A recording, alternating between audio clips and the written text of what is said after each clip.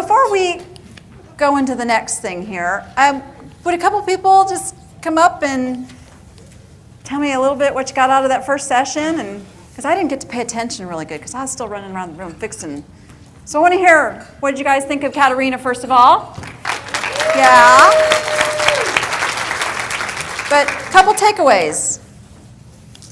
Bing, bing, bing. You got my husband bing, bing, binging. We're moving. Give us time. I like the whole idea that our brain is a great success tool. I loved taking that away from her presentation. Awesome. So yay. Thanks, Katerina.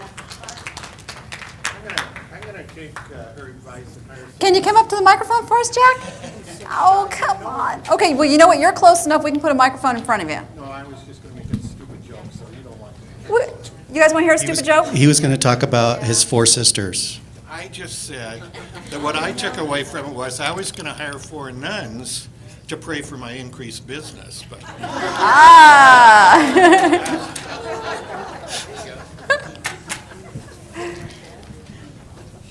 You just wanted some Danny dollars. I know you. So, did everybody get a chance to go back and meet Patrick McManus at his table? He's our awesome auctioneer. And tomorrow, we're doing a live auction demo. So, those Danny dollars are going to turn into real dollars for you. You're going to get to use those to buy stuff at our auction. And we're still putting the catalog together. We still got stuff coming in. There's going to be tickets to some really cool events. There's going to be some actual stuff. I'll surprise you with that in the morning. But you want to accumulate those Danny dollars because they are dollars. They're definitely dollars. So just real quick too, you probably noticed these tables up front here. I brought some of my goodies from home so that you could pick up some stuff. If you watch my show, some of you have seen this stuff. And I thought, I'll put it in their hands here. Some of it will be included in the auction tomorrow. Some of it will not.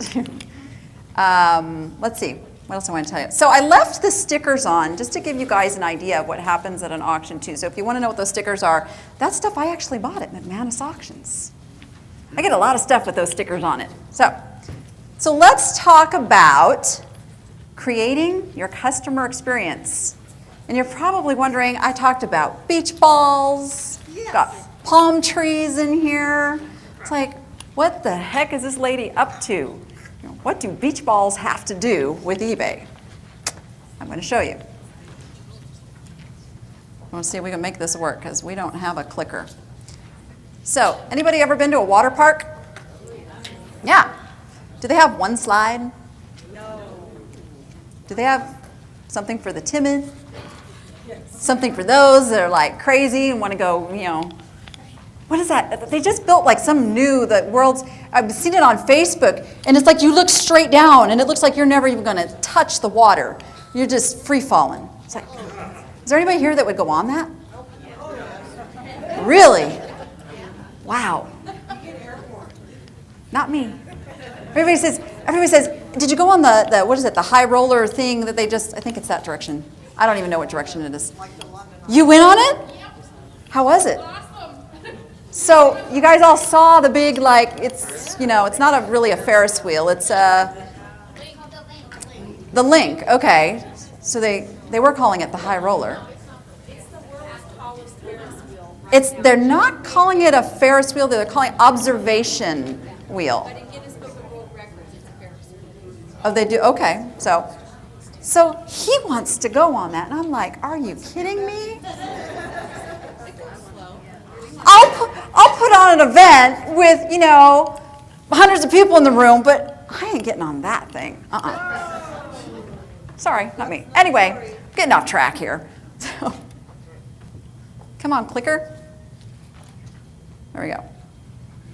So we're going to talk about your eBay store, which is, after all, we're here to talk about eBay, right? Does anybody not have an eBay store yet? Some of you. Okay. We will have to talk about that.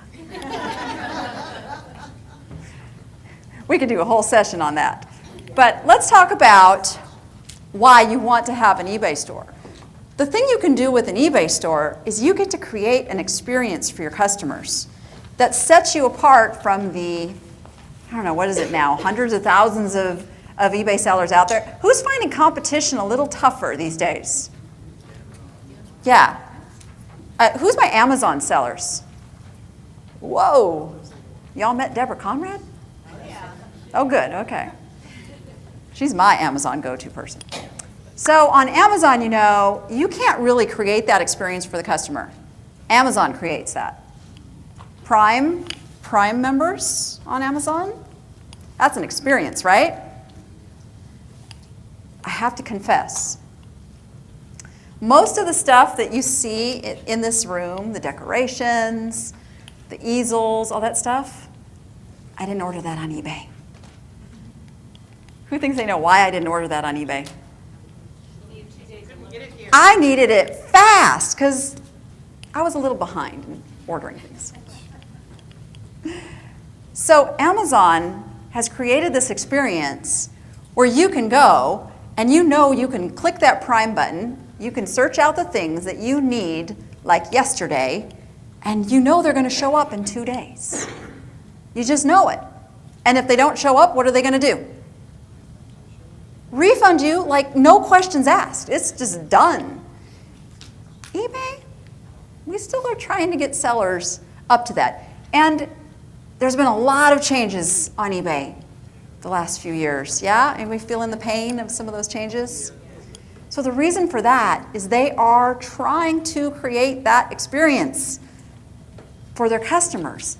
But because they don't have the control over you that Amazon has over their sellers, it's a little tougher. So they have to come up with the incentives. They have to come up with the threats.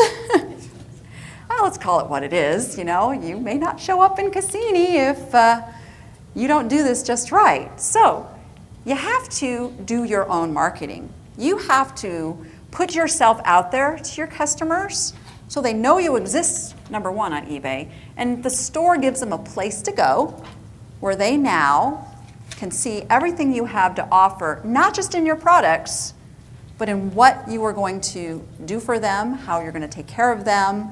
And you've got like seconds to grab their attention on that. So we're going to talk about creating that experience. So do you give your customers a reason to spend time in your store? And who are my niche sellers that know their niche? Awesome. If you're an appster, keep your hand up. An appster.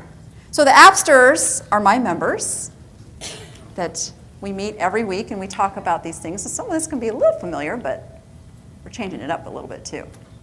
So what do I nag about all the time, appsters? Gotta have a niche. And that doesn't mean like sell like 2 products. You know, there's some definitions of niche, which makes it like really, really tight and you can only sell a couple of things. But when I refer to niche, I'm referring to knowing who that customer is that you are trying to talk to out there, that you want to come shop with you, that when they walk into your virtual doors of your store and they see all the other items that you have for sale, if they don't find that first thing, they're going to find something. Or if they like that first thing, they're going to find something else. Because if you're selling just everything, you're not going to have those customers. Because they're going to open the doors to your store, and unless they're just looking to look around and don't really know what they want, they're probably not so likely to buy something. Okay? It's like the difference between somebody who's dead set on they want a gift. They want a high value gift. And they want it to come in this little blue box that everybody knows what that means. You laugh. What store am I talking about? I didn't have to say what product that was, did I? But if you just got to get a whole bunch of stuff, you might have a list, and you know, and boy, you want it at a bargain, what store are you going to walk into? How about Walmart? What does Walmart compete on? Price. Big companies can compete on price. Most of you are working on your own, or you have like one person, you're spouse or girlfriend, boyfriend, whatever, right? We're all doing this ourselves. And there's only one of us. And there's only 24 hours in a day. I don't care who you are. We all have that same number. So you have to work smarter. And so one of the ways we can do that is to niche and create that experience for our customers that keeps them just coming back to us and telling everybody else about us too. Do you give your customers a reason to spend more money in your store? It's the same thing. If you just have, let's say, I always do these examples on the fly. So you've got this really awesome fishing pole. And the guy comes in there and he wants that fishing pole. He gets in there and he's putting that in his shopping cart.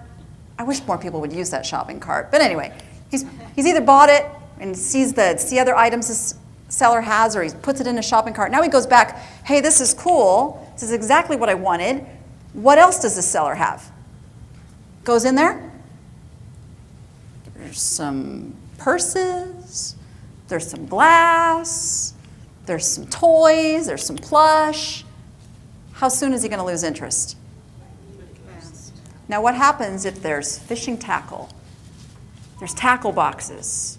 There's fishing gear to wear. There's baseball caps with fishing sayings. What's now more likely to happen?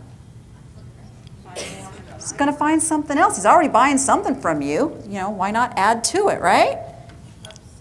So the other part of that, I'm jumping ahead of myself. We're going to go into things. I get so excited about this stuff. And then, of course, you give your customers a reason to come back. Another important. All right, now let's go. Now let's talk about it. So how many products do you have on the shelves? And we are stores. Visualize your eBay store as a store. What would it look like? When somebody walks through those doors, is everything just mishmashed and all together? Or are there aisles that are neatly labeled before you go in? Who likes savers? Thrift stores? My favorite, you know why? I know exactly where to go to when I walk in that store. It's all laid out. I know where the knickknacks and the cool stuff that, you know, the glass and the stuff they may not know quite how to price it. I know where to go for that. If I'm shopping for clothes, I can go right to my size. I can go right to whatever the type of clothes is. It's all laid out really nicely. That's why people love savers. I go to a thrift store where everything is all clumped together. I don't shop for clothes there. I don't spend as much time there. I might go in, check it out, and if it's just too cluttery, I'm back out the door. So, you want to stock your shelves with items that relate to one another so that those customers can find those things that they're most likely to buy. Do you have new products on a consistent basis? My appsters know I nag about this every day too. So how many of you still work a job and are trying to do eBay? Okay, it's tough to sit down and get those listings done every day, right? But I will tell you, consistent, I like daily listing, will drive traffic every day to your store in the way of, in the search, if people are sorting by newly listed, they're going to see your new fresh items. If people are sorting by ending soonest, there's always going to be something ending. There's always going to be that urgency to grab that item before it's gone, right? So the way to do it, if you're not there to sit down and do those listings every single day, is use the schedule feature. I can't stress this enough. It is 10 cents. 10 cents to schedule that listing to start exactly when you want to start it. And I know some of you are really, really frugal with the fees, but if you don't have an extra 10 cents built into your profit margin, we need to have a discussion. We'll have that discussion.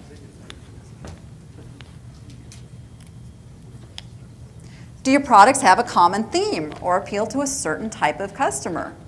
So again, you want to make sure that if you are selling fishing poles, you're selling all the stuff that appeals to that person that's buying fishing poles. And then you can think outside of fishing stuff too. Think about, what does the person that goes fishing also do? What are some examples? Hunting, good. Camping. Drink beer. It's great.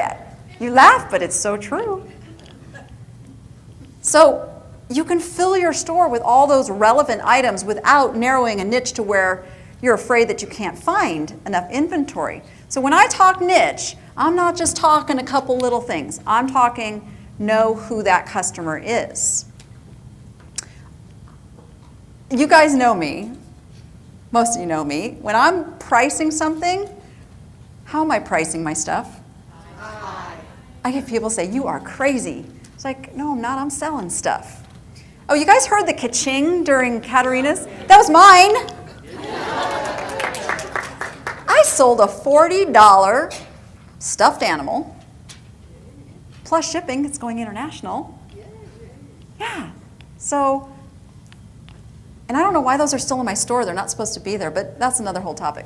But I'm glad they were today.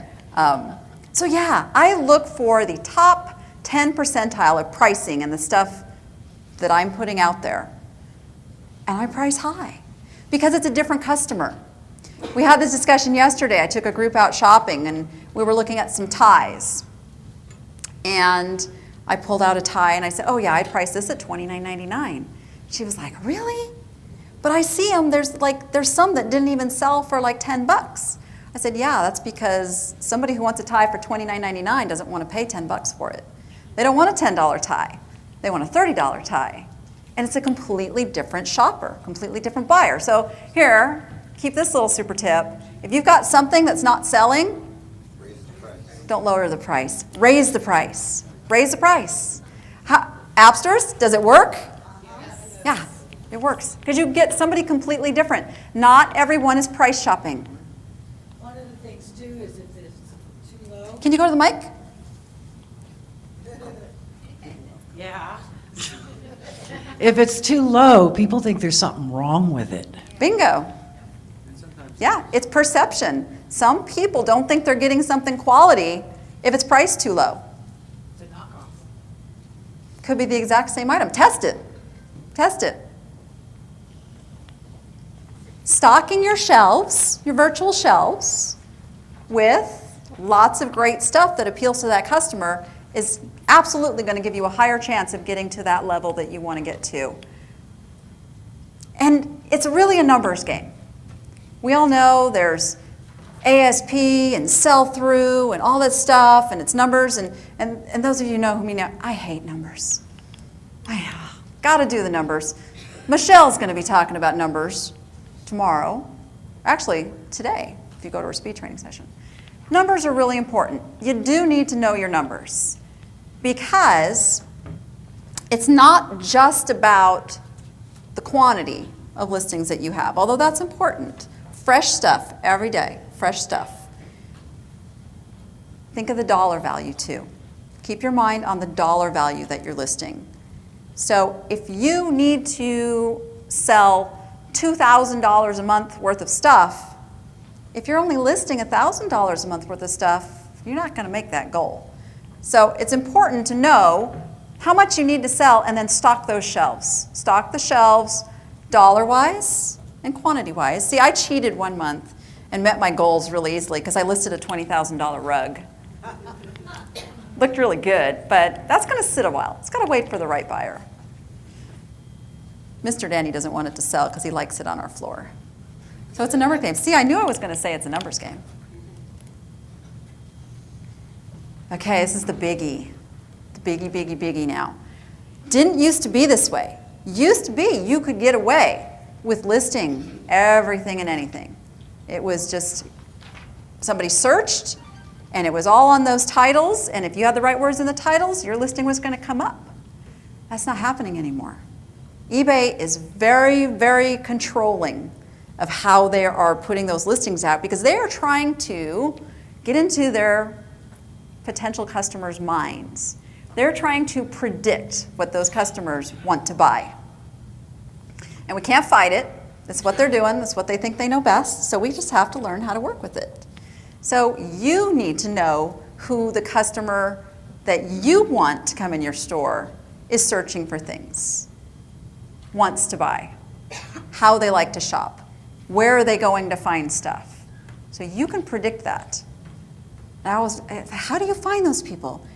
You create those people, meaning you set your business up in such a way to attract that customer that that's who you want to come in, and they will find you. I talk about this oodles in the Appsters. But really, you create it, they will come. And the other reason they come is because the search engine finds you relevant, meaning they know buyer behavior. How many of you, when you are on eBay, all of a sudden you're starting to see things that you went and looked at before? They're pulling you up some recommendations based on other searches that you've done. They're keeping all that data so that they can do just that. Up to the mic? Can you oodle up to the mic?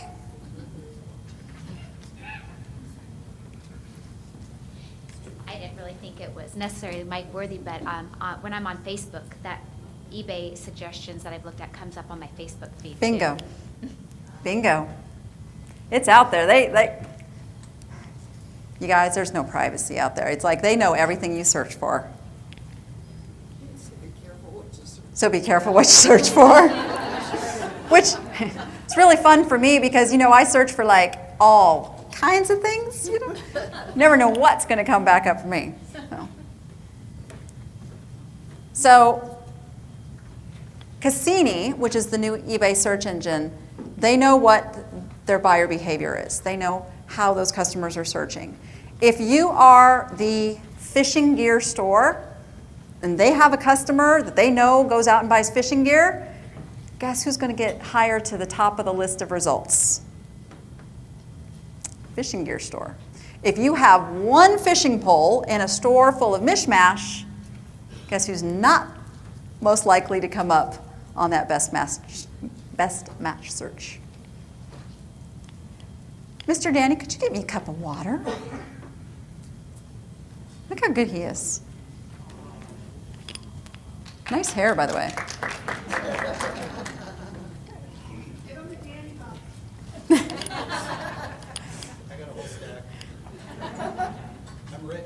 It might be all he has left after this event. That's okay.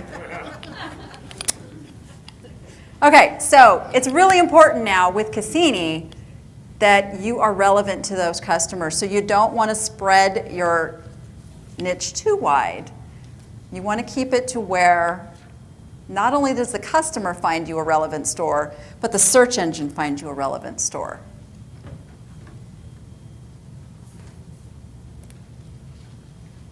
All right.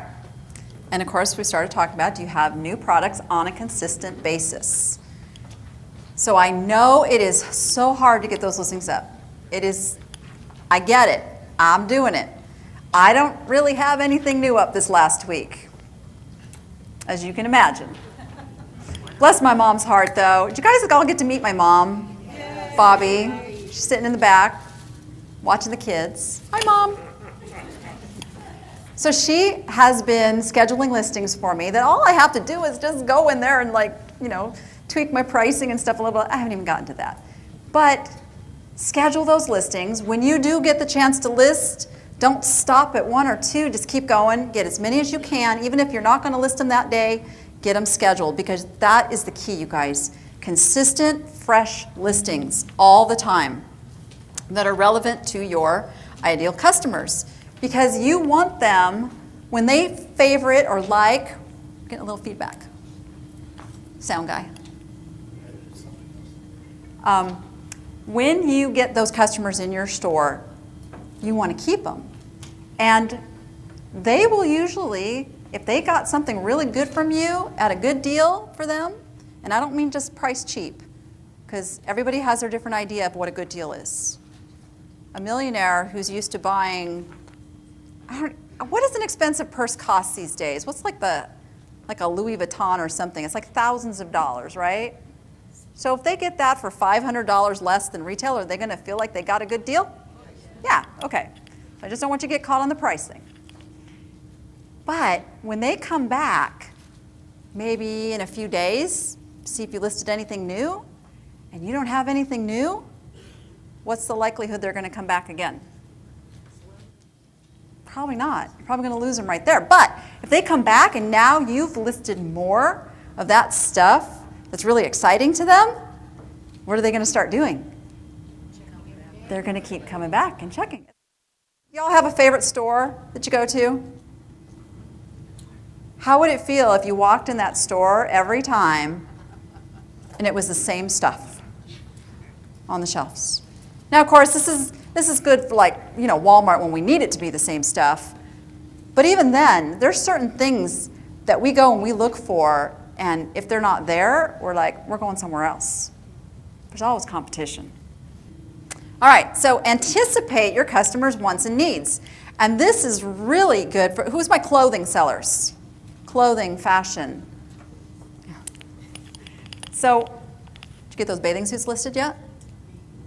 That's what I thought. So anticipate your customers' wants and needs. I've been nagging her since January to get bathing suits listed. Because what's coming up? Summer. Even though we were freezing, was anybody still having snow and like bad weather leaving home for the, yeah. So even though it's still snowing we're in May, it's May. That's crazy. Even though there are customers already thinking about summer, they're already planning their vacations, and they are looking for the stuff to take care of their summer. If you start listing your bathing suits in July, what's most likely to happen? They're not going to sell. Unless they're just happen to be going someplace where they need a bathing suit and they've already taken them out of the retail stores. It's so crazy to me. Retail stores do that, but I'm so thankful that they do, because that makes it really good for us. So you want to anticipate whoever that customer is. Let's talk, is there a fishing season? So we have to think about, what do those people do in the off season? What are they shopping for when it's not fishing season? What do football people do in the off season? Do they watch? Do you think? I never switched to baseball. But they do something. So whatever that something is, you still want to fill that need. You want to have those things in your store that still are appealing to that customer so that they keep coming back and will look at what you have. And then when it does become that season again, bam, they're right back there shopping from you. Head. Who does not sell international? We can fix that. We can fix that.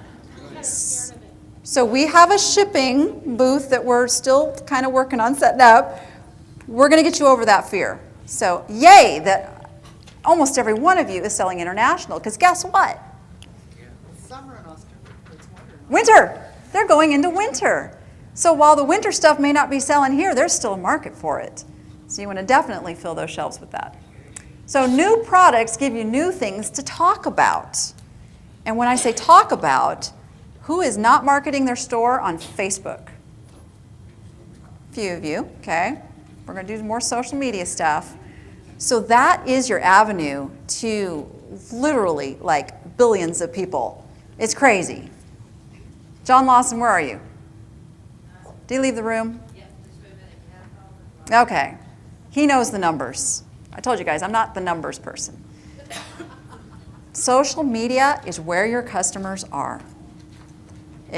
It's crazy what's happening out on social media. And you should have a page that's about your business where you can be talking to your customers. And by that, I don't mean just posting your stuff for sale. I mean talking to them about, opening day for Lake Mucky Mucky, just, I don't know, whatever fishing people talk to you. But you get my point. Whatever that thing is that your customers talk about, you want to be talking about it with them.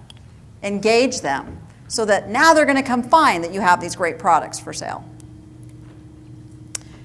So do your products have the common theme and appeal to that certain type of customer? And this is my niche thing. When you have something like this, I'm a glass shopper. I'll tell you exactly what I do. I love glass. Now I have narrowed it down to 3 types now. Right? Am I at 3? No, my own collection. Not the stuff that I justify buying for resale. And I just hold on to for a long time.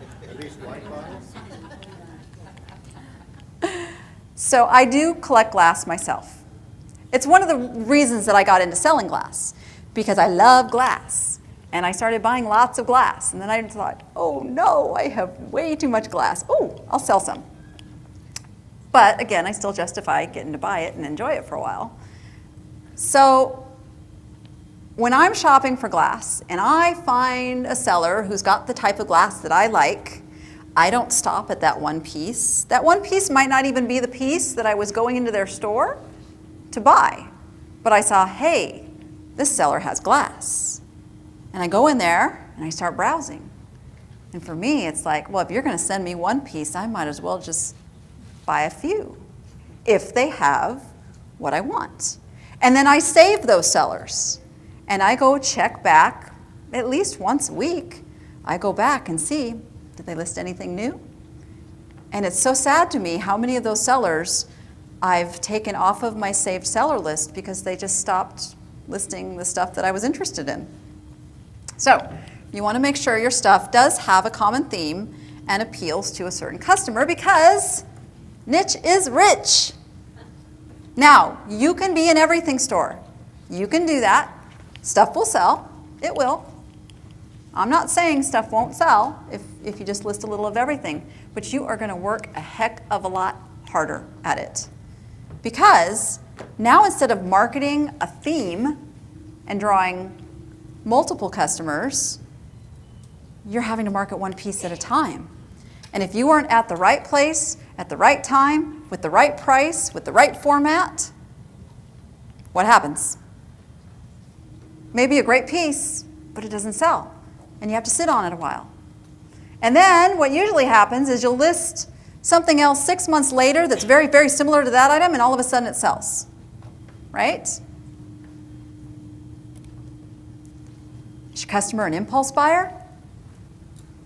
I love impulse buyers. You guys laugh. Why do I love impulse buyers?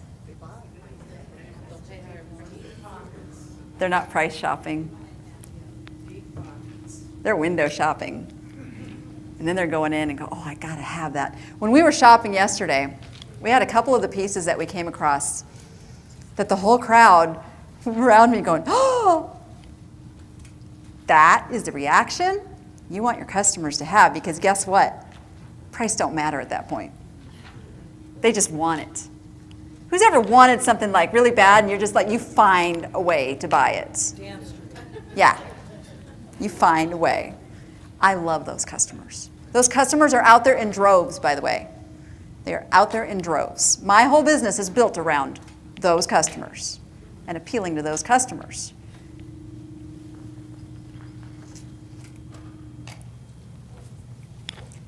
They will buy because they relate. They will buy because they liked you on Facebook, because you were talking to them. You were talking about fishing gear. I'm on the fishing gear thing. You know what it is? I know what it is. When we were shopping yesterday, who bought the little Nemo funky little fish guy? Who was that? That was you. No, be proud of that. That's a cool piece. The little deep sea guy with the jaws, that come across like this. So I've got fishing on the brain because of that. Oh, you got the stuffed fish too, right? Who got the stuffed rainbow trout? Yeah. Okay. This is really important, you guys. Who gets people who buy multiple items? Good. They buy similar items. I'm telling you, this is what people do. There's something about filling your shopping cart, or when you're shopping in a particular store, if you're in a store that you really, really like the stuff, do you put just one thing in your cart? Usually not. No. Because we're liking the stuff and we're already there. We might as well just buy more, right? So do you sell more than just stuff? So what do I mean by that?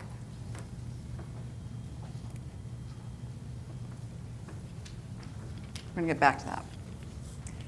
Do you have something to appeal to all levels within your niche? Because my appsters know we got different personalities, right?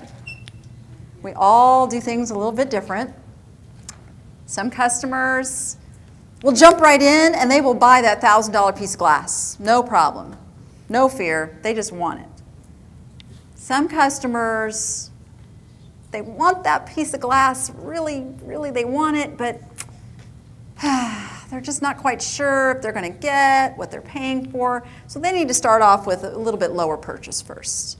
They need to test the waters, right? There's some people that will save it on their watch list, probably go back and look at it a few times, think, and it may take them a year to buy that item. They're out there. They're out there. I have stuff on my watch list from a year ago. I have to clean that up.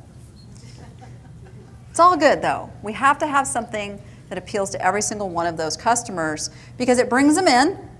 Now they get to know you. Now you get to market to them. And now they start to trust you. And now they start to buy bigger and bigger and bigger.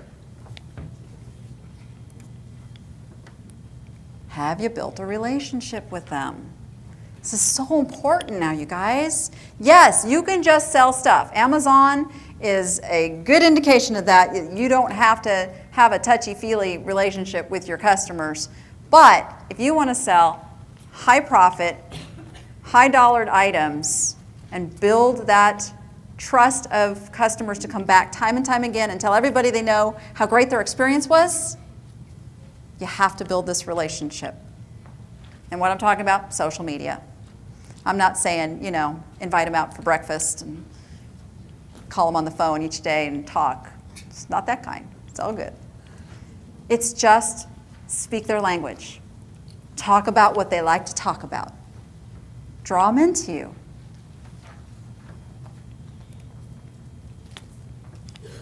Do you sell more than just stuff? So you guys are all looking puzzled. Value isn't always about the price. This is what I love about eBay. There's so many sellers who don't offer free shipping. Who's my free shippers? We know free shipping isn't free, right? It's made for people like me that hate math.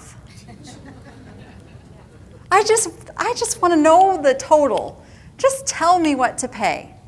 That's all I want. Then I'll decide if that's good. People see shipping as a waste of money, even though they're paying it, but it's crazy, but it works. Free shipping works. So there's a lot of sellers still not doing that.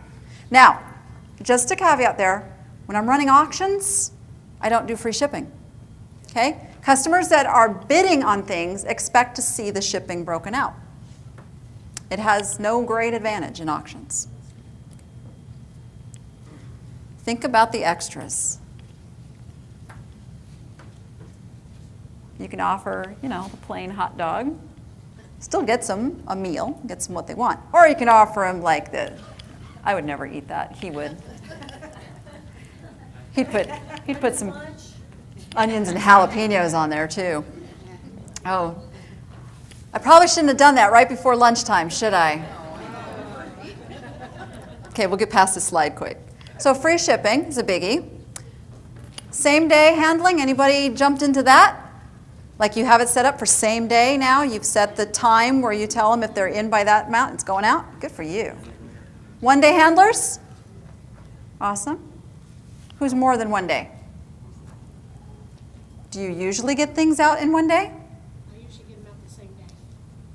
We need to talk then. You're cheating yourself. If you're doing it anyway, why not get credit for it? We'll talk. It gives you a boost. That's her line. I suspect there's a little fear in there. It's a little bit to Okay, we'll talk. Under promise, over deliver. Yes and no. You can still promise a lot and still over-deliver. Yeah. Everybody hear what she said? Under promise and over-deliver. The reason that doesn't work as good anymore is because of the search engine algorithm and the actually getting the customer enticed to buy from you in the first Well, it's place. just, for my particular business, which is making and selling soap, it is under promise, over deliver. Okay. She makes and sells soap. I know I got one of her little happy face soaps. It's so cute. Okay. Who's my 30-day return policies? 60 days? Awesome. Okay. All of you at 30 days, go in there and make it 60. Do it. There's so many sellers not doing it. You just saw the percentage in this room. Get ahead of them. You know what eBay's going to do, right? Eventually, it's just going to become mandatory. So get ahead of it. Get ahead of it. It will not increase your return rate. I am telling you, it will not. Who's still at 14 days? Go to 30. Go to 30. Bump it up. You're going to get a boost in search. You're going to gain more confidence. Now, I know, this is Wendy here. She's one of my officers. I know Wendy. She wants to sell high-end home decor. There's a trust issue there in high price, so give them that trust. Go to 30. It's 2 more weeks. If they're going to return it, they're going to return it. If they're going to complain about it, they're going to complain about it. Our policy, we all know how that works, right? It just is what it is. It's part of doing business. We want to play on the eBay playground. That's what we got to do. Hey, and I just noticed my timer clock never got set, so it still says I have an hour. But I'm thinking people want to go to lunch before then. So maybe Jordan can reset the clock to whatever time it is and whatever time we got left here. What time do you want to be done? All right, we got about 15 minutes left. Okay, so return policy. Make it easy. Best offer. Who puts best offer on their stuff? Yeah. 90% of what I sell goes on that best offer. Here's the trick. Don't price it at what you want to sell it for. Bump up your price so you can take a good best offer. Now, I'm selling $100, $200, $300 items that maybe I paid $20, $30, $50 for. If I paid $50 for something and I listed it $400, if somebody offers me $200, am I going to take it? Heck yeah. What's my saying, Appsters? Doesn't that make you proud? Do you know how many years that man repeated that to me? You can't go broke making a profit. Can't go broke making a profit. So you get a good offer, you've got a live customer, and you're making, it's got to be a good profit. I don't want you just jumping at every offer that comes in, just to make $10 here, $20 there. Make it a good profit. But if it's a good profit, take those offers. Move on. Take that money, reinvest it in other good stuff, and keep that money multiplying. See, I do listen to you. And of course, we talked about international shipping. You definitely want to be offering international shipping. All right. Do you have something to appeal to all levels of customer in your niche? And we've talked about this. So some customers need to build up their trust. One size does not fit all.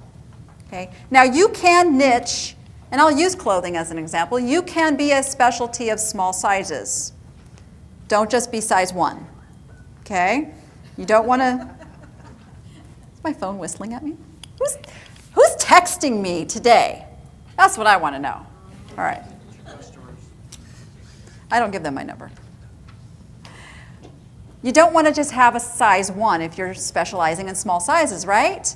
You need to have a variety for a variety of your customers. Within niches are niches. Now, few of you justify buying some different things going, well, that's my other niche. That's my other niche. We started taking that niche word and going, oh yeah, I can justify. Oh yeah, this kind of fits. Well, that fishing pole, well, somebody could take that fishing pole, and if they wanted to hang it on the wall, then it would be home decor. I'm not saying you did that, Wendy. So be careful with that, guys. It's all about, I knew you'd say that. It's all about building your business in such a way that you are not killing yourself with a bunch of unlisted inventory because it's really fun to shop. You can fine tune and treasure hunt for this stuff. And it gets really exciting then when your phone goes ka-ching, because every sale is a good sale, okay? All brings it together and makes you think like a business. Businesses have a plan. They know what they're going to stock the shelves with. They know it months, sometimes years before it gets there.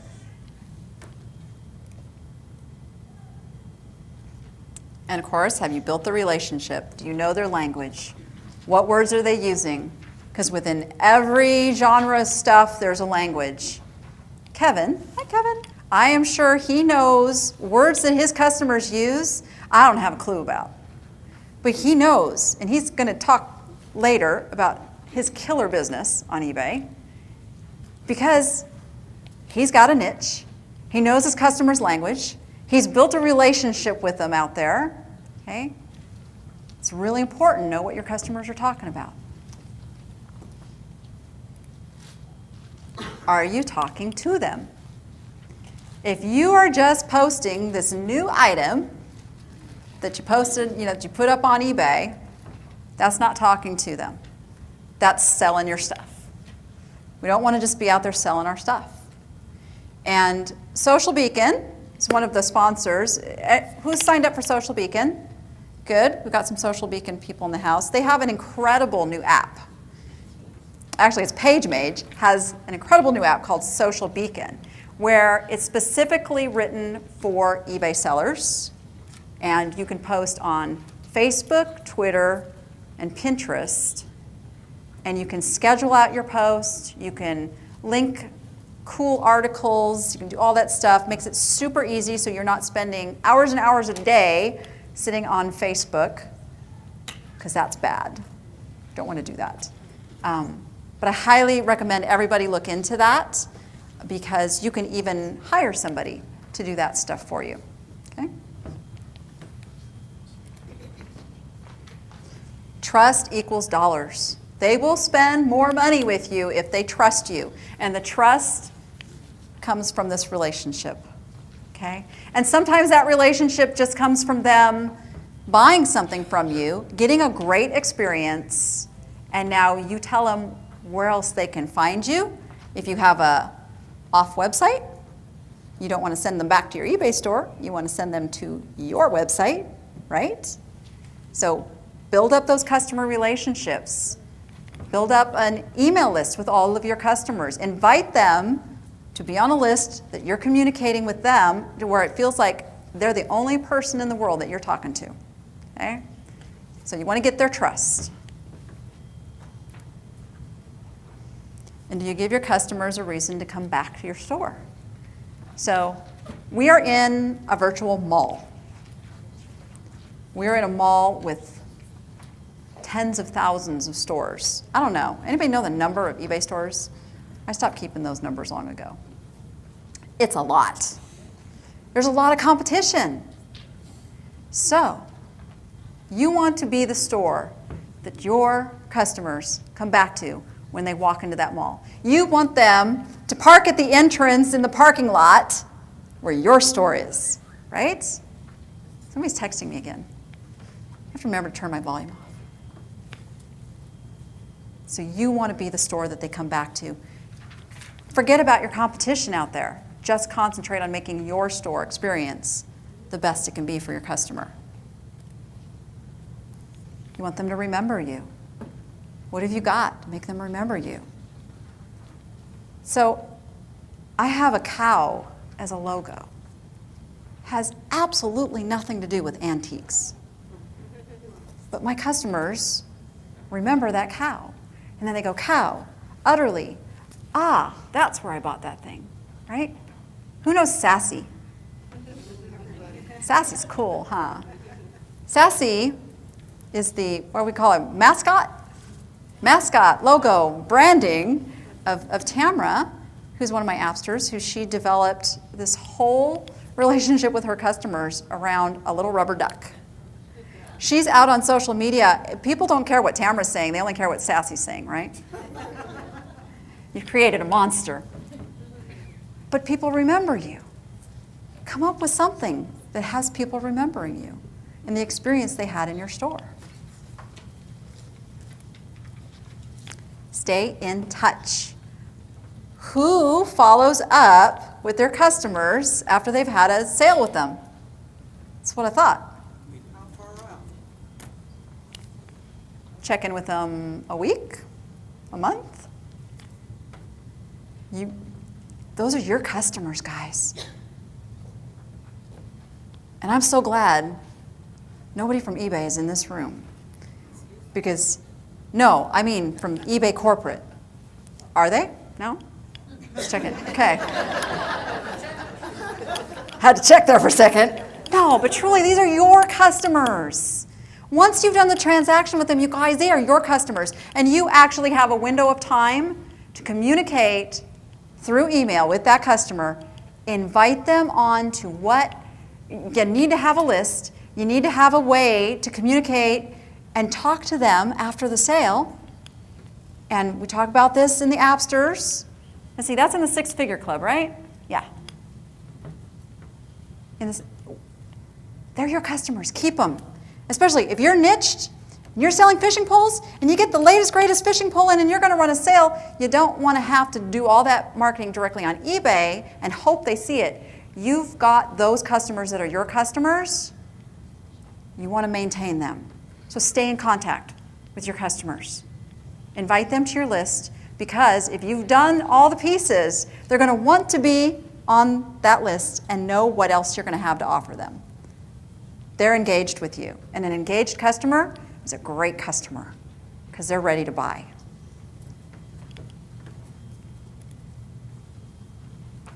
Will they remember you? This is a biggie, you guys. In this sea of eBay-ness out there, you have to have something that makes you stand out.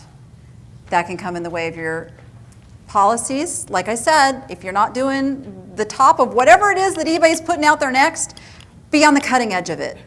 Be the first one to do the 60 days. I was one of the first ones to jump into the free shipping. I fought it, guys. I argued about it on eBay radio. I'm like, no way. I'm going to lose money. I've heard it. I've heard all of the things. Like, I can't possibly get the prices I need to because the shipping for that is like $20. How am I going to pay for that? I get it. But you know what? By being on that cutting edge of the free shipping, guess what happened to me for a full year? My sales like went through the roof because nobody else was doing it. So be the first one to jump in on those things. Do you have a brand? We could do a whole nother hour on just having a brand. So your brand isn't just your logo. It isn't just your look. It's your whole message to your customers. It's what makes them remember you. It's what your whole business is about. Okay? That's also in the six-figure club. What is your USP? That's a unique selling proposition. Every big company has one of these. Do you think Coca-Cola markets to everybody in the universe? They have a target. I will guarantee you they have a very pinpointed target, and they nail it. They've nailed it for years. Doesn't mean that other people don't come in and buy. So if you have your thing that makes you unique from your competition, you can nail it, you guys. You can have those customers coming back time and time again. And I tell you, you want to start thinking about not having everything on eBay. eBay is not your business. Anybody disagree with me on that? Good. eBay is a channel. eBay is a place to set up your shop. But your business is your business. So you need to run your business in a way that is best for you. eBay's taking care of eBay. Everybody, okay, you can admit this. Who, when they do that, free listing promotions, who jumps in on those? Who goes in and edits a whole bunch of their listings to go jump in on those? Okay, good. Stop doing those. I mean, if it works, if it's something you were doing anyway in your business, great. It's a bonus. Don't change your course of business for eBay's promotions, because that makes you their guinea pig. They're doing that to collect data, you guys. They're doing that because they're having a weakness and an issue that they need to build up. Okay? Run your business for you. Build your brand. Know what your USP is. Know who your customer is, because then you're not stuck on eBay. You can think bigger than eBay. It's just a starting point. What is USP again? Unique selling proposition. Create that experience for your customers. So you give them a reason to spend time in your store. You don't want them hitting one item and leaving. You want them to spend time. You give them a reason to spend more money. That's what we're in business for, right? Get those customers to spend money. So have them spend more of it. They're already spending it with you. Have them spend more. So you give them a reason to come back. You want them to come back. I'm telling you, once they bought with you, you want them back for more. Everybody close your eyes, because I want you to picture your water park. We'll just do it this way. You don't have to see mine. You're building a water park for your customers.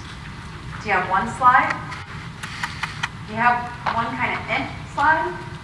Or do you have like 20 cool slides they can choose from? And every one of those slides has water going down it. Let's say that water is your products, your listings. What happens if the water stops? It's not going to feel so good going down that slide.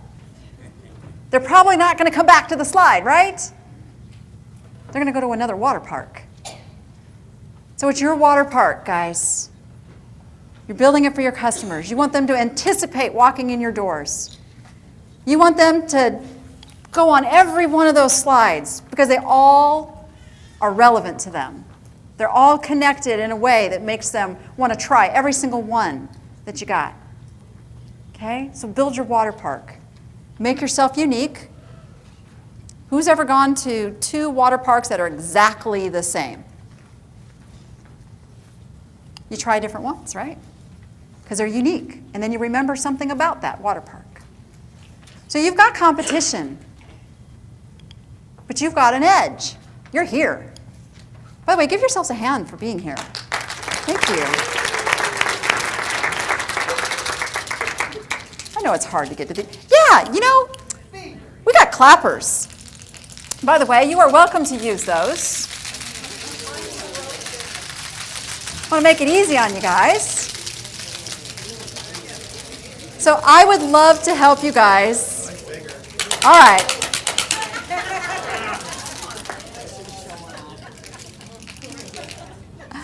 I would love to help you guys build your water park. I have tools to do that. I have things to help you with doing that. I have a membership to help you with that. If you would love to come talk to me, we can talk about that. We'll be talking more about that, but if anybody's ready to jump now, I'll be here to talk to you about that. Okay, so we're a little over. So we will be back in this room at 1:45. How's that? And of course, you come back and you're here on time. Danny dollars. Thank you guys.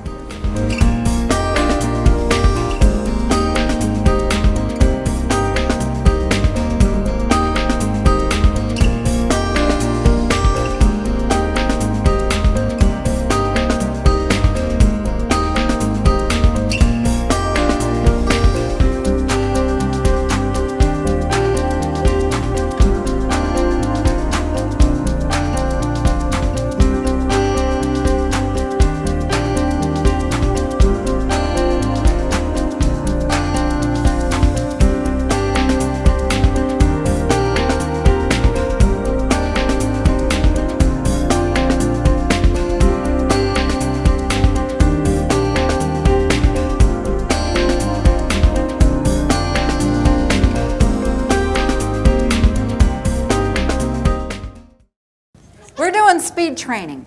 And the way this is going to work, if my speed training session peeps could find their table back there, that way everybody knows where they're at. So we have Deborah Conrad of Thrifting for Profits. It's going to talk to you about Amazon FBA. We have Diva Dawn with Declutter for Diva Dawn. Declutter with Diva Dawn. Declutter for Diva Dawn. I declutter for Diva Dawn. She's my organizer. By the way, you guys, I can't even tell you guys how awesome Dawn is with organization. Oh my gosh. We have binders. We have Danny dollars. We have an agenda. We have all of that because of Dawn. So, can we just, yeah.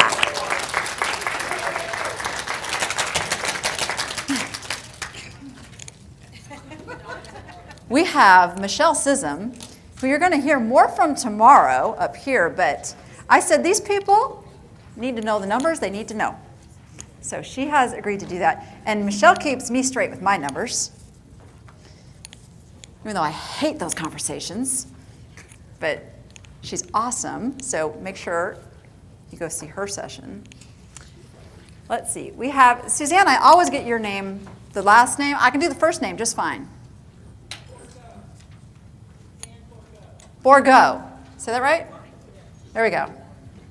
So she's going to talk to you about websites and SEO, those three little letters we love to hate. We have Diana Morgan, who's going to talk to you about social media. We have Jackie, who's having way too much fun back there. Oh, by the way, let me introduce you to Jackie. Jackie, how long have we known each other? 15 years? Back when eBay very first began back there somewhere. Jackie and I met on a Yahoo group. And then it ended up we lived in the same town. And then it ended up that we both loved dogs. And so, we just became friends, and we've stayed friends all these years with the connection of eBay. But Jackie is a manager of a UPS store. So guess what she does really good? So she's going to be talking to you about packing those hard-to-ship items. And I know a lot of you are like, I couldn't do glass, I'll break it, I don't know how to get that shipped. She's your gal back there. And by the way, we have all those packing and shipping materials thanks to bubblefast.com. Who has not ordered anything from BubbleFast? Oh, let me tell you. Customer experience. Customer experience. You'll see sometimes out on Facebook, but you can get it cheaper over at... You might. But I can guarantee you, when you order through BubbleFast, you know it's going to arrive when you need it. And if you're like me and you wait until you're down to your last half a bag of peanuts, or you've got like 3 more sheets of bubble wrap on the roll and you know you need it fast, that fast isn't in their name for nothing. Plus, they're eBay sellers just like us, so they understand our needs and they are always coming up with new products that we need. They have supplied all of the shipping products. They are the platinum sponsor, and unfortunately, they didn't have graphics for a sign, or we would have a sign up here for them, but I do want to give them a big shout out because they are doing something really cool with their business right now. They're putting in a new automation system so that they can get to more things like this and not have to be in there doing the work themselves. So that's why they're not here. But they have sent all kinds of goodies, Scotty stuffers and Scotty peelers and all kinds of stuff for you to try out and mess with while you're here. And if you use the code Danny, you get an extra little discount when you order. So be sure you check them out. Oh, let's see. Who else do we have back there? Oh, we have Paul Taubman. He's my WordPress guy. He's my, I don't know what I did. I messed something up. Oh my gosh, if I don't get this. That's your guy right there. He knows how to take that techie stuff and tell you how to fix it. Who am I forgetting? Katerina. Where's our lovely Katerina? She just sat down. She's on the phone. We'll get her back in here. So Katerina, who you heard this morning, is going to be talking to you. And you guys have this information in your books too, but in the back, after all the speaker things, is all of the speed trainers information, handouts, and sessions. We thought it would be easier instead of like handing out a bunch of stuff as we're going. It's all in your books, guys. Everything is in there. Plus pages to take notes on, all that good stuff.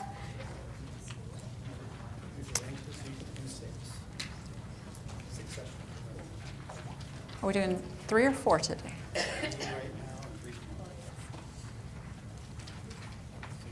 We're working out the math. No, I think we're doing 4 and 4. Yeah, that works. So, we're doing 20-minute sessions. So you're going to get to rotate and go to 4 different speakers today, and then 4 different speakers tomorrow to make sure that you go to everything that you want to go to. So you're going to go back there, and if we need to pull up more chairs, we will. So they're all going to be at the back tables.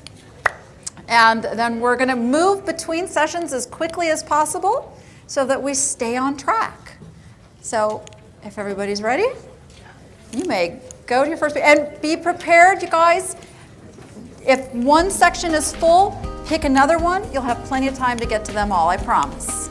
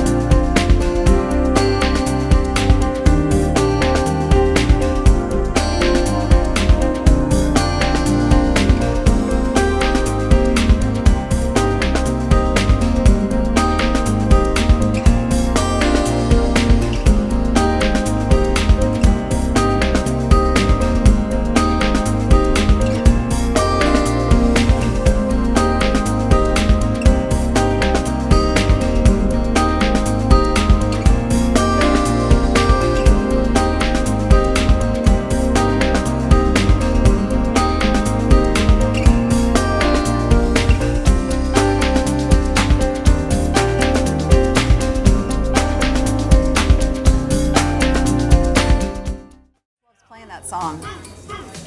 So I had some questions about, there's some of you who just are meeting me for the first time, and you're probably wondering why the heck I keep playing this cow song. So it's Who Let the Cows Out? Moo, moo, moo. You are not paying attention.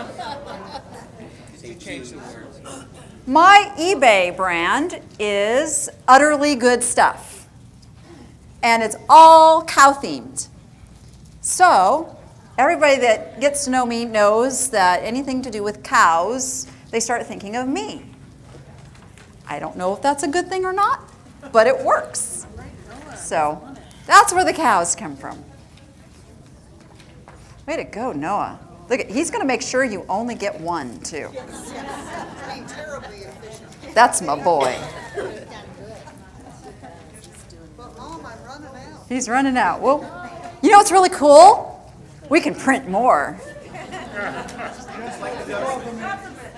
So here we go. So if you have questions, you know the drill. Head up to the microphone. We've got $10 Danny dollars for each question. Oh. Okay. Hi, my name is Bayan. I want to first say I am really learning so much. It's just so exciting. This is for the Amazon, Amazon question. Fulfillment, yes. Hi. I forgot to ask you, how long will Amazon keep your merchandise before they deem it that they don't want it anymore? and make it yours again? Forever. Really? Unless it's damaged or it expired. Oh, You know, things that have expiration dates like food and some health and beauty stuff, you have to remove those. Chocolate and meltables, you can't have those in Amazon warehouses 6 months out of the year. Can you hear me now? Yeah. Can you hear me now? Call me. But for the most part, forever. You pay storage. You do pay storage. Oh. But it's very, very minimal. Okay, it's a two-part question. So if they keep it forever, can you ever answer for it back? Yes, ma'am. Okay. 50 cents a piece. They'll ship it back to you. If you just want it destroyed, 50 cents a piece, I mean, box and everything. It's cheap. That's cheap. If you want it just destroyed, which happens, like, okay, you know what, I don't want to see that again, it's 15 cents. I mean, I do not want that back in my house. You can just trash it. I did that with Valentine's cards. Yeah, 15 cents. I don't want those so. back. Thank you. More? Oh, you're welcome. Who's next? Come on, jump up there. There we go. Don't be shy. I know this is a little bit more for the numbers question, but I think you can answer it. Okay. Why do we need to know our numbers? I mean, like, Sorry. I mean, there's so many different. Because you hate them like me, huh? It's confusing on Okay. all the calculations and all the numbers that we need to know, and I was just wondering why. So, you don't have to know your numbers, but if you're not knowing your numbers, it's like marketing this way. It's like you don't know what's going on. It's just like throw it against the wall, see what sticks. You don't know what's profitable. You don't know if you're making money. You don't know if you're paying yourself. You don't know if you're paying too much in taxes. You don't know if you're paying too much in taxes. You don't know what you should be doing differently in your business to grow your business. You're just, I must be making money because stuff is selling, but you could actually be losing money. So you got to know. You got to at least know the basics.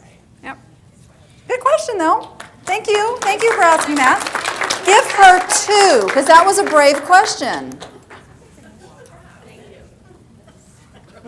Not knowing your numbers is like, I have checks, I must have money.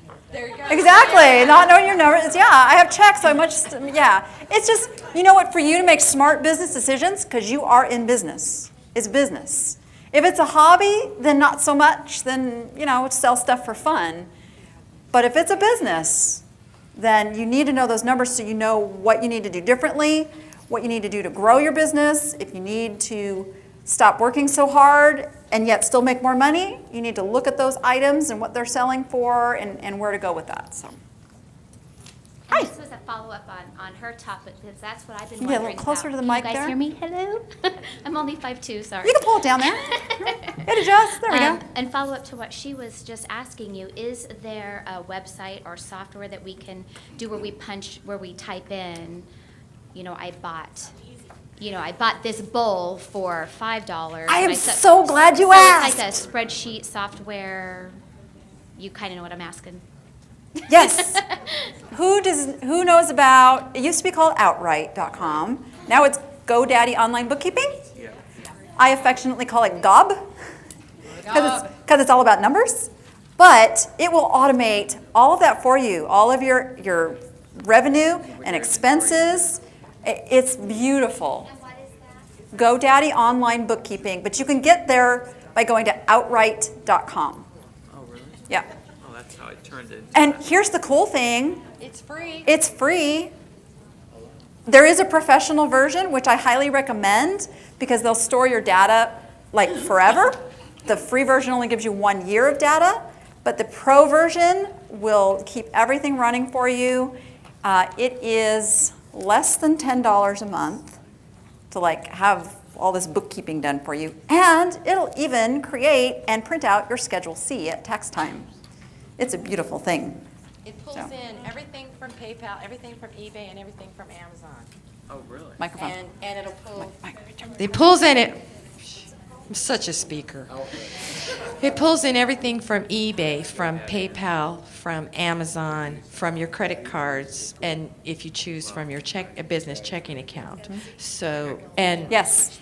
d- Etsy. Okay, it didn't used to, but I think. It does. It does pull in from Etsy. Yep. So you've got all of that stuff. Now, here's the really cool thing that I didn't know it did till Danny showed me, that if you have things that you want to punch in, I thought it only just pulled stuff in. But if you want to say, I paid cash for a whole bunch of boxes, or I paid cash for inventory at the thrift store, now I can say, I can put in a line that says, I went to the Goodwill, I spent this much on inventory.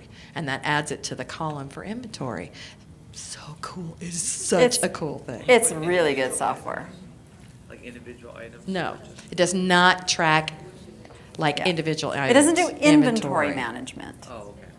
No. Well, that's what I'm looking for. But There's it an- will keep track of your overall There's a different cost of program goods. called Inventory Lab for Amazon for Yeah. tracking your inventory. How about for eBay? Same thing? There's lots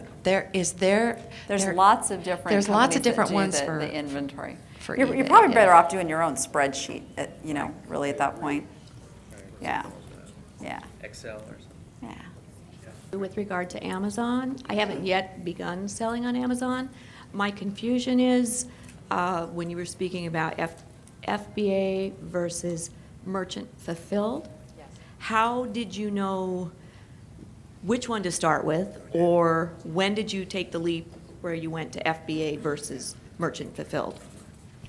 If you're going to sell merchant fulfilled, I don't do that much in merchant fulfilled. I didn't start out that way. I started out with FBA. Okay. I do merchant fulfilled for certain reasons, which is too big to answer right here. FBA just got I didn't want to do shipping. I didn't want to do inventory in my home, keeping track of it. This was why I chose to do Amazon FBA. Okay. So, did I answer your question? It sounds like the FBA may be simpler, but maybe there are more fees involved versus doing it from your home like eBay? We all decided the word was, it's a skosh cheaper to merchant fulfill Skosh. fees. It's a skosh. Well, that was kind of how. I get like that. I like Yeah. that. How Skosh. it was a skosh cheaper to merchant fulfill. Okay. But now you're being an eBay seller. So That's true. I say that with such Yeah. disdain. I am an Well, eBay seller as well. You're doing an eBay but style. How's that? eBay Yeah. style seller, and Okay. you can make more. You can sell things for a higher price. Usually, if it's FBA, is my biggest reason. And the second biggest reason is when it sells. I'm here in Vegas for a whole week. Everything that sells on eBay, I have to call home and say, hubby, can you figure out, okay, it's in this drawer, it's in this, Right. whatever, and here, ship Okay. it. Everything that sold that was on Amazon, okay, look, it's sold, yay. That's it. Yeah, but what's really That's it. super exciting? Thank you for the opportunity to you. talk about this. They'll be here next year because they're not quite up and running yet. Anybody familiar with the Bullards and their guess what? They are going to do eBay fulfillment for us. They have purchased a 50,000 square foot warehouse. They are right now as we speak getting it all put together so that we can send in our stuff and have them handle it. So we never have to put our stores on vacation again. I am so contacting them. You know what? What's the name? It's what's the name of their company? Inventory. My inventory team. My inventory team. Right now they do Amazon, but they are adding eBay. So, and I am super excited because they I want are to be a beta tester. awesome people. Yeah. Martha said the same thing. Beta testers. Oh, you guys, hey, they are working with the Danni app. So you're hearing about it, and you guys will be the first to know when it's live and going. Isn't that cool? Yeah. Isn't that the coolest news? I think that's so cool. Don't forget It's your gonna be- microphone. Don't forget your It's going to be really interesting to see how it all works because it's kind of a similar concept to Amazon, but different. So it'll be really interesting. It's going to be really fun. This one. For now. Yes, sir. I guess it's a general question back to the outright thing, because I attempted to do that before and was totally overwhelmed because we don't have everything separated out yet in terms Okay. of financially. We're in the process of that, but is it something that I should hold off on until we've completely separated out? Because I didn't see a way to really do it within. So when you say not separated out, what does that mean? Business versus. You've got personal and business together? Because, I you know, would it do was- that like, Right now. Yeah. well, And don't that's leave the just it. I mean, conference, it's but been, like, you know, we're you know, kind Monday. of going from that. We recently had that realization that this is no longer a hobby. And I say recent, like in the last 6 months. So I could have taken action before now, but Yeah. that seemed like a great tool. And I've been doing the books on my own, which is overwhelming in and of itself. But it seemed like a good tool to have, but it was too much. So Yeah. is there a way to separate it out that you know of in that, or just do it ahead of time and then keep it? Yeah, I mean, you can separate different transactions Yeah. in there, and there is a place to put personal. But really, you want to have business and personal separate. You really do. I can't stress that enough. Have a separate checking for your business. Or if you use PayPal for business, We do. use it for business. If you need to take your PayPal money for a personal thing, take it as paying yourself. Take it Sure. as Sure.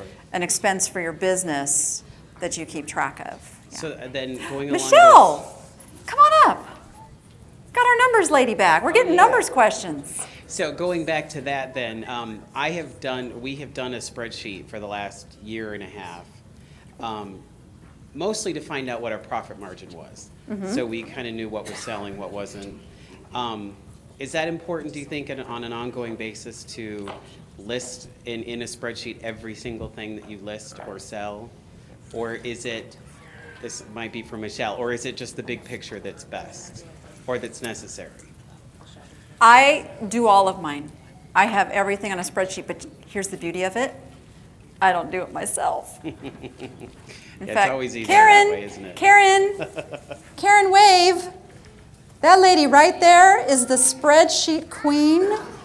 Are you for hire? She is. It's Karen Locker. Karen Locker, she is so for hire. Hi, Karen. Is it like an eBay deal though? I don't. I look at my spreadsheets every once in a while, especially when she says you need to go look, look at that. Otherwise, it's automatic. I've just got her taking care of it. So my numbers are all there at any time I need to go look at them. And how specific are those spreadsheets? And that's the last question I'll ask. How specific? What do you Yeah. mean? Well, because like right now, the way we've done it, we just put the Get a little item closer to the number. microphone there. Closer, sorry. Yeah. We put the item number, how much we paid for it, how much it sold for, how much we charge for shipping, how much shipping costs, eBay fees, PayPal fees, and then poof, there's your profit for that particular item. Should there be more to it than that, or less, or Right. less? Let's hand Michelle the mic. Were you in Michelle's session? Yes. Okay. So this is a follow-up. Okay, so your spreadsheet is what's the goal of the spreadsheet? It just tells us at a glance what our profit was for the month. Okay, so So you I mean, guys, I can look at it and see at the bottom how much I paid for inventory. And that's the other thing, I'm just doing it on things that sell, not as they're listed. Does that make sense? correct? And I don't know if that's the best way either, but I just do the spreadsheet on things that sell, put the costs that they were to acquire, Okay. how much they sold for, and then minus the fees, of course. So you're getting a top-level profit number, right? You still have other expenses, you have time involved, you have True. other Yeah. things like that. So let me ask a question, does eBay dump into QuickBooks? Yes, you can. You can import a CSV file and all that Okay, fun interesting. stuff, if you can figure out how to do that stuff. I have don't. looked, I and can't. it does not seem remotely user-friendly. Doesn't seem very Yeah, easy. it's not user-friendly. Okay, Yes, so right. yes, I would encourage, I think that the amount of detail you're putting there is great, if that's all the information you want to know. What we talked about in the group was understanding your average sale, Sure. understanding your conversion, knowing those things so you know you're moving forward on those numbers. So I would have you add a second sheet that's showing you those, right? So that sheet gives you your total number of items sold Sure. and your profit on those particular items. I just want you to see, there's a lot more expenses involved.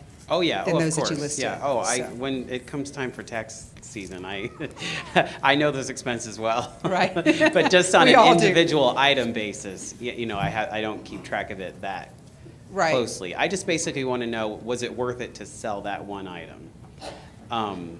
you know, if the profit margin's high enough, then sure, it was, and I'll try to sell it again, kind of thing. I am guessing that you are an everything seller. Clothing, Okay, clothing. 90%, You're sticking with clothing. yeah. So I would think it's really important to know your, like, the categories of clothing that are selling best for you, and look at those numbers too, so that you can ditch those things that are not worth your time to be dealing with and concentrate on those things that are making you the big bucks. Yeah, that's a good idea. And Danny, I'm a little concerned about you not tracking the ones that didn't sell, right? Yeah. That can be a black hole. Yeah, absolutally. That's what I'm talking about. Hey, And ka-ching. that's my sound there. All right, well, thank you very much. All right, let's take one more. It's a race. Oh, I get 3 or 4 calls a day from Google. Is that a scam? I simply don't answer it. Polls from Google. Is it a scam? Oh. Yeah, phone calls. So depending on what type, Go ahead. depending on what type of accounts you have with Google, they may be reaching out to you to either help you or solicit more. So one of the things that they have are their AdWord campaigns where you can pay for advertising, and then they would help in quotes, set you up with those ads. Do you get email, or not emails, do you get physical mail from them saying, here's $100 that you can apply towards your account? Does that sound familiar? Yeah. Okay, so they're probably calling you to apply those to an account. You may not have that set up yet, but they would help you with your advertising on Google for that. Okay, thank you. So is it a scam? It's a legitimate thing. Have people had success? Yes. Have people got sucked into the black hole of advertising with them? Yes. Thank so you. Just beware. Okay, thanks. All right. Bill, do you want to give us our last one?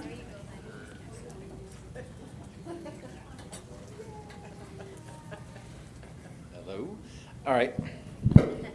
Here's my question, because that thing's too short. It sort of covers a bunch of you. If I have a concept that I want to massively monetize, to use Katarina's words, I have VAs that are amazing. And it's something that I want to move out because I know that most of us in here probably could use an amazing VA. A VA is a virtual assistant. Virtual assistant. Someone that does the listings or whatever you need them to do. I know I started most of this via Deborah, and she had guides. I know that I heard of you through Deborah because you had Spreecast, podcasts, things like that. I know that from talking to Katarina that you have your 3 different customers, the one that's the do-it-yourselfer, the one that's the hold my hand, and the one that's the do it for me. So if you're trying to start a concept or a new business or an idea, where do you begin? Do you pick it up with the, I've got to have the content so that I can move it to this? It's sort of overwhelming to try and figure out what avenue do you start with? I'll start. Go for it. So Bill, you've got this great idea, and the thing to recognize is how do you make money at it, meaning what services are you going to offer, and or products like we talked about, and what the price is for those things. Now, you may have phase 1, phase 2, phase 3. So phase 1 might be to teach a 4-week class like we discussed and then get a percentage on the back end. Phase 2 might be the do it for you where it's more consulting involved. Phase 3 might be write a book and do all 3 of those at the same time. So you don't have to do everything today.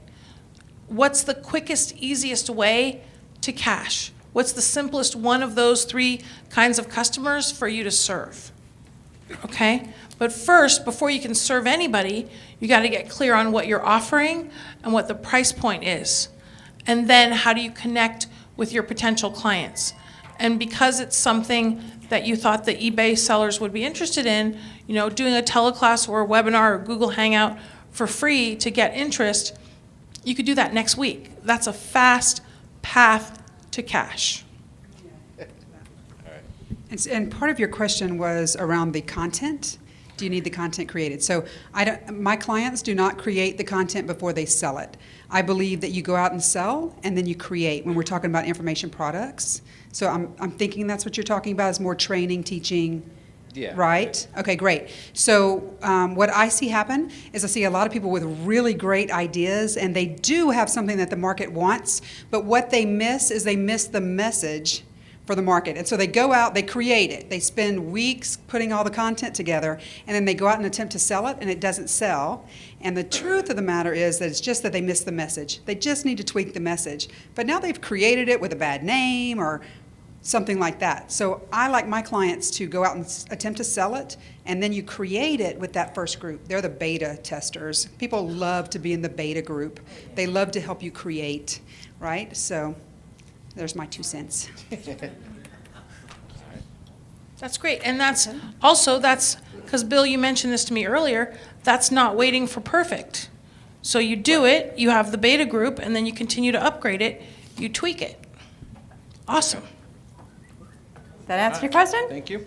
All right, thank you guys so much for doing that impromptu. Thank you, Yay. thank you.